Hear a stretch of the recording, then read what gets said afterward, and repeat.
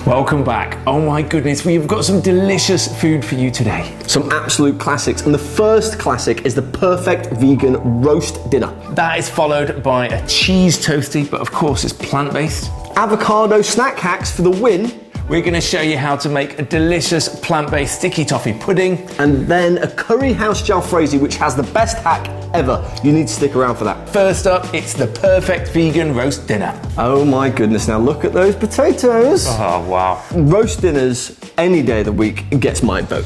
But the cool thing about this one is it's super speedy, and we've made a Wellington in a parcel with phyllo pastry, which makes it really, really healthy. Yeah, healthy is definitely the name of the game here. In fact, this recipe features in our fourth book, Healthy Vegan, and we laboured over this recipe for quite a fair while, but you know what, I reckon we completely nailed it. We absolutely nailed it. And not only did it go in the book Healthy Vegan, but it also went on our TV show, Living on the Veg, as did all of these recipes. Now that TV show got a wonderful reaction. We hope this video is going to get a wonderful reaction too, because quite frankly, there's some wonderful recipes. So all of those root veggies that we've just seen on the screen have gone into the oven, and they are now roasting away with not too much oil, because we're being a bit healthy, aren't we? Yes, indeed we are. And also, not only are we being healthy, we're being very conscious of flavour, which is where the red onion and the garlic comes in. Of course, here we are making what is arguably the best bit of a roast dinner, which is the gravy. I mean, it does go over everything. Yeah, I mean, for me, the gravy in any like cuisine, the kind of, whether it's a curry and the gravy, or whether it's the ketchup with the chips, or in this case, the gravy with the roast dinner, like the wet bit is the best bit. The wet bit is definitely the best bit. Everyone loves a wet bit. And everyone likes a little bit of umami, and everyone likes a little bit of meatiness in their gravy. But obviously, this is a vegan channel, we're vegan guys, so we needed vegan gravy. So that yeast extract and red wine is going to play a really nice role. Make sure you simmer off all that red wine, because you don't want to like have the taste of alcohol. That's nasty. But you do want to have the taste of a good veg stock. You can make your own, or you can just buy some. That's gone in there. Now we're going to let it simmer away for a bit. But talking about the taste of alcohol, if you did want the taste of alcohol, get yourself a glass of red wine and enjoy the video. Yeah, you're welcome to. Now these little mushrooms, right, you want to find the nicest mushrooms that you've got, because these are going to form the centerpiece of our little Wellington parcels. And if you stuff them with whatever that is, like a little bit of nice kind of garlic puree stuff, you are just going to make them go from pretty good to utterly undeniably brilliant. Next up, we'll pack that blender with mushrooms, so there's not mushroom left in the blender, and use it to blitz them down to make a kind of mushroom and onion mix. It's called a duchelle. A duchelle? In French, when you make a Wellington, and you have that kind of mushroomy bit on the outside. It could also be a power drill.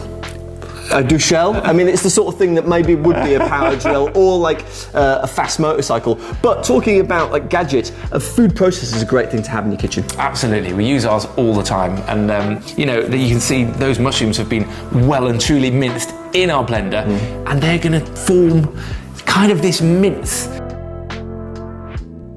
We don't need any meat in this dish thanks to those mushrooms. Yeah, and listen, I know for a damn fact that like Sunday roast is one of the best meals because it brings families together. If it's one of your favourite meals, please do let us know in the comments below. So add to that your breadcrumbs, and we're going to mix all that together. And you can imagine this is going to give you that kind of fillingness when you're having your roast dinner. You want your potatoes, you want your delicious gravy, but then you also want something wholesome and hearty, which is exactly what this Wellington parcel is going to be. Now, and talking about the parcel, this is how you make the parcel. That's phyllo pastry, and it's really wonderful technique, this. And like we said before, because we're not using short crust, we're not using puff, this is a lot healthier. Yeah, there's a lot less fat going on. There's also just less of that kind of refined carbohydrate going into this dish. The phyllo pastry is a bit like a kind of spring roll wrapper, and we're mixing in, we're using it to coat the outside, to wrap the outside of that mushroom duchelle with that gorgeous little mushroom in the middle to make this wonderful little thing. Yeah, it kind of looked like a Christmas pudding that before. Yeah. And these, well, they just kind of look like presents under the tree. This could be a Christmas dinner. I mean, I would be very happy if I received this on Christmas Day. Yeah, especially with those Brussels sprouts. Now, if you like Brussels sprouts, let us know below, because I personally love them and they're well healthy. I'm not into them, See, mate. Brussels sprouts are all Brussels right, sprouts, nah. Sack that off, mate. You can have all the sprouts, I'll have the gravy. And the potatoes. And the potatoes, and we'll be good. Nice, look at these. Now, this is the best bit. After all of that wonderful labor of love, which you need to do on a Sunday, you need to spend a little bit of time prettying it all up, building the plate so it's just perfect. And when it's got roast potatoes and carrots and parsnips and sprouts and that, you're like, yeah, man. Wow, that is a good looking dish. That is genuinely very good looking. If I went to a pub in London or Sheffield or anywhere in the UK and they gave me that, I would have to shake the chef's hand. Yeah, you'd be like, compliments to the chef, garçon, compliments to the chef. That is an absolutely banging roast dinner. It's completely plant-based. Well done. Yeah, I mean, it's a great way to kick off the video. Absolutely. Next up, we're going to show you how to make an incredible plant-based cheese toastie. Is that even possible? Well, we're about to find out. Love that. Jeez. Dripping, oozy. I do love a cheese toastie, like proper American style, in a hot pan rather than in a toastie maker, and you get something incredible that looks like that. Now, a lot of vegan cheese has a wonderful base of cashew nuts, which is good because it's packed full of protein, and they have this really nice tendency to get really smooth and creamy. Can we just take a moment to appreciate how beautiful that set looks right there? Yeah, the set is good. All of that kind of veg lying around, just very colourful, very beautiful. Yeah, and again, we said with the last recipe, get yourself a food processor, but with this, it's a blender. It's like a NutriBullet, really good piece of kit to have in. Yeah, super high powered. If you can get one of them, that would be great, because we're essentially turning those cashews into a cream, which means you do need them pre-soaked or boiled, and you need them softened, and you need a good blender. And there it is. And right now that looks a bit runny. So obviously if you pop it in the pan and you give it a little bit of heat, it will make it thicken and it will just turn it into what you want it to be. And what do you want? I'll tell you what you want. A really nice cheese sauce. Tripoli cheese in my toastie, that's what I want to eat. But of course, on its own, it's not good enough. So I would always want to serve this with like either a kind of pickle, a British pickle, or even like an Indian, like a brinjal pickle, that kind of thing. Now, I remember when I used to have cheese toasties at home, we had a cheese toastie maker. It's the sort of thing that gathers dust right at the end. But with this recipe, you don't need a toastie maker because you do it like the American way. Yeah, I prefer the American way, with a good hot pan, and you just get it dribbling from the start. It's kind of already oozing. You're already in a good place. And obviously, any sandwich worth its salt needs really good bread. It just demands good quality sourdough. Absolutely, and that fat on the outside, that bit of spread on the outside is going to help to really brown up that toastie and make it look the part and taste the part. And dairy-free spread is definitely the way because, I mean, you don't need butter anymore. You just don't. So 4 or 5 minutes on each side, just keep an eye on it, make sure you don't burn it or underdo it, and that is an absolutely glorious toasted sandwich. I mean, it's a perfect Saturday lunch, or it's a really, really naughty breakfast. Oh my god. Can you imagine that as a breakfast? I would have to sit down and watch telly after eating that. Yeah, or have a nap. Or maybe have a morning Get yourself a cup of tea, or, you know, just like a nice glass of cranberry juice or something. Why cranberry? Why not say cranberry juice? Do you remember when we cooked this on the TV show, the director was like, "You're going to have to convince me about this one, boys." And she was like, yum yum, yeah, you're going to love impressed. it too. So next up we have our avocado snack hacks. This is clever ways that you can use avocado when you want some food in a pinch. And the cleverest way out of all of these is the first one. Now, you're probably thinking, hang on, that's pasta. What's pasta in? I mean, that looks pretty. But the pasta, oh yeah, that's it. It's guacamole. Guacamole. What's guacamole? What is guacamole, dude? Okay, well, Tell me. you take guacamole and macaroni and you forge them together, you get guacamole. Genius! I've never thought of anything so good as that. That is amazing. Of course, we all love guacamole and we all love macaroni, so why not combine them together into guacamole? And the best thing about it is that you can eat it warm, you can eat it cold and have it for your lunch the next day. But like this recipe, even if you didn't make the guacamole, as a guacamole is a very, very good recipe. So just mark this down. Mark it down. But also, when you do add the macaroni, this turns into an incredible pasta dish, like nothing you've tasted before. Kind of like an unctuous, fresh, citrusy, zesty, Moorish pasta salad.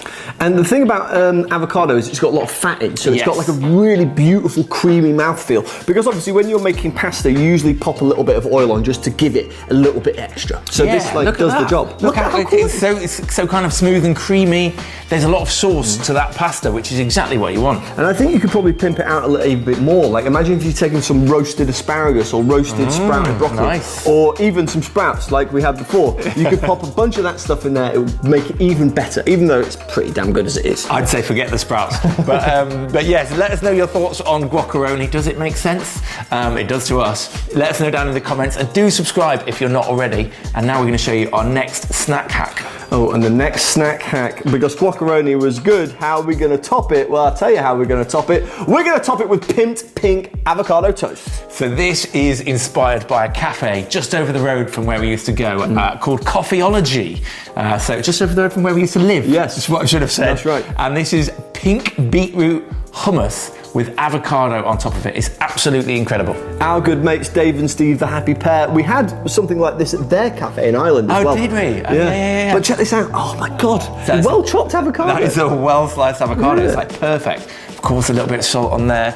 Alfalfa sprouts, super healthy for you. Now, they're very, very easy to find nowadays, but apparently you can grow them in a jar. And look at that, man. Breakfast sorted. Beautiful. Next up is one of Ian's favourites, also a favourite of mine. It's like a northern classic, winter classic, I should say, the sticky toffee pudding. Look at that shop. That's like an award-winning food shop. Yeah, and we're going to show you how to make it right now. So you would start with some dates and some oat milk, and you're going to get that natural sweetness of the dates, which is also going to make this into a more healthy version of a dessert than if it was just packed full of sugar. Now, talking about dates, if anybody fancies one, my telephone number is in the show notes below.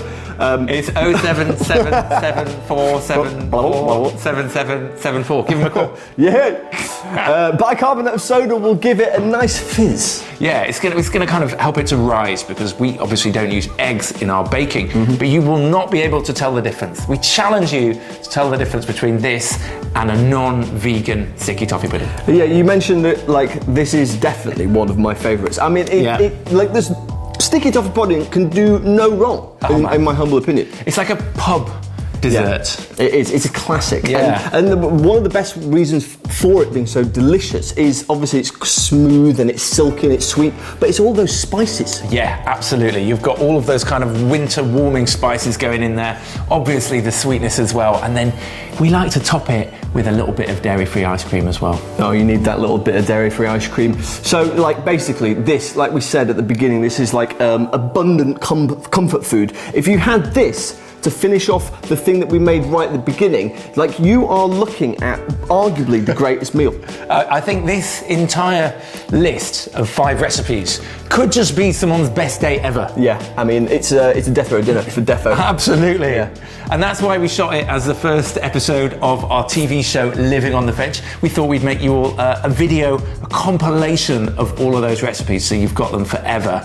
And so that's why we're here, and that's what you're watching right now. Doesn't that look good? Now, we've been doing vegan food for a fair old while now, and we carry on trying to persuade people that, you know what, you can eat quite naughtily. Absolutely, you can be a healthy vegan or an unhealthy vegan, but you can have all the flavours that you're used to and that you love. Yeah, and this one, honestly, you can put this in front of anyone who just is into sticky toffee pudding, and guaranteed they're going to be like, okay, this is delicious. They're not going to be worrying about where it's from or if it's vegan or whatever. This is the perfect conversion. There you have the beautiful sticky toffee pudding, plant-based ice cream, the sticky toffee sauce. Ooh. You have to pour it over at the table in front of the person so it looks as beautiful as that. Warm, cold and warm, spices, softness, texture. That is a glorious thing. Vanilla ice cream is definitely the one there. Yes. 100%. Yeah, you can't go with a flavoured ice cream. No. I suppose you could. Yeah, and do you know what, right? The next dish doesn't go with ice cream, but it goes with rice, and it goes with coriander, and it goes with barges, and it's the curry house Jalfrezi. Now, the nice thing about this is it's super thick, super rich, and that gravy just clings to the curry. So you think about what a curry house curry normally tastes like. It's super rich, it's super creamy, and what we're going to do is we're going to show you how to make an onion stock, a liquidy onion stock, which you can freeze. You can do it in batches and freeze it to make a quick curry later on, and it's going to give you that creaminess that you're looking for. Now, aubergine is a vegetable that kind of some people love, other people don't love. I basically think if you don't like aubergine, give this a whirl, because you probably think, actually, aubergine is not bad. Absolutely. And this is a cool little hack as well when you're making a curry, is to make a ginger and garlic paste. You can actually buy that stuff in Indian supermarkets as well, or just make your own. But that just means you've got the kind of spoonfuls of ginger and garlic ready whenever you need them. Yeah, it's good. I mean, it's good. It's healthy, right? Yeah, it's healthy. Because if you've got garlic in there, you've got ginger in there, they're really punchy, really good antioxidants, and just lovely. And you've got all of those spices as well, you know, those spices have all got different medicinal properties. So really, this is a healthy thing. And this thing right here is the curry stock, the onion stock that we're gonna make. We'll simmer it down, and that is gonna bring all of that flavor, all of that creaminess to your actual curry later on. It'll make your whole home smell unbelievable. I remember we cooked this in Utrecht in Holland, and the smell, like there was 200 people in the room, and the smell carried all the way through right to the back, and everyone was like, yes, we want a bit of that. So this is the crazy bit here. You're gonna add that stock once it's cooled a little bit to room temperature to a NutriBullet or a fast blender and blitz it till it's smooth. And now think about that. That is a spiced, oniony, garlicky liquid that is going to give you an instant curry flavor. And this next bit of curry is literally going to take you about 5 minutes because of that stock. Notice how we've sliced those vegetables, and the reason why we sliced the onion like that rather than diced it is because you want a little bit of bite. You want something that your teeth can grab into. Absolutely. We popped the rest of that ginger and garlic paste in, so you can see we saved a bit of time there. And really, this bit is an absolute doddle. Chucking in a few spices, some tomato puree before we add our absolutely incredible onion stock and those aubergines. You can always smell it coming out of the laptop screen, really. And there's the cooked aubergine. You could roast it, you could griddle it, you could grill it, but as long as it gets it back in the pan, it's perfect. Just think about that stock for a minute. If you made 4 times that amount of stock and froze the rest, you have got an instant curry ready to go. No need to buy them jars from the supermarket. No. It's in your freezer ready to go, and you have the skills to make it. Yes, absolutely. And honestly, a little bit of cherry tomato will just sort of give it a little bit of sweetness, it will give it a little bit of acidity, and it will cool it down a little bit because those like watery seeds, great. Oh my goodness, doesn't that look good? It does look genuinely wonderful, and that is a really good table lay. That was also a nice transition, you know, where it came up and went back down again. I love that. That is our beautiful curry house jalfrezi. The recipe is yours, a gift from us to you. Please do cook it, you're gonna love it. And just let us know what you thought in the comments down below. This recipe lives in Bish Bash Bosh, our second cookbook, so if you fancy grabbing a copy of that, there's loads of recipes in there too, feel free to dig in.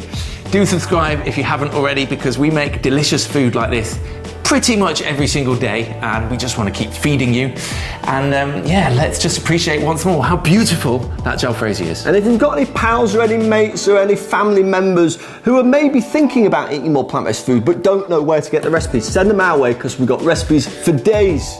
What an absolute delicious banging 5 dishes we just showed you. We hope you enjoyed that. This has been BOSH TV, and it's been a pleasure chatting to you. There's a weird fire alarm going off, so that means it must be time for us to leave. We'll see you next time. See you later.